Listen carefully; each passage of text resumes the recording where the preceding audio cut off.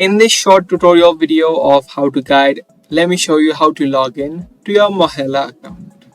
If you're also trying to log into your account, then make sure you follow along to successfully log into your account. So without any further ado, let's jump right into the video. Search for mohela.com on the search bar of your web browser. Once you do, it's going to take you to its official website. If you have not registered or new to Mohela, you can also sign up by clicking on the register option on the top. But however, to log into it, click on the login option. Once you do, it's going to take you to the login section.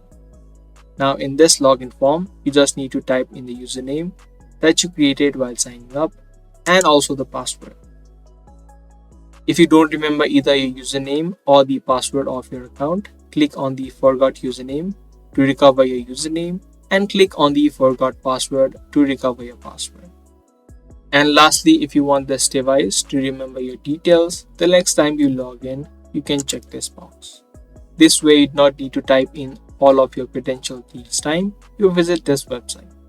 So once you fill in both of these boxes, you can just click on login and you'll be immediately logged in to your account of Mohela.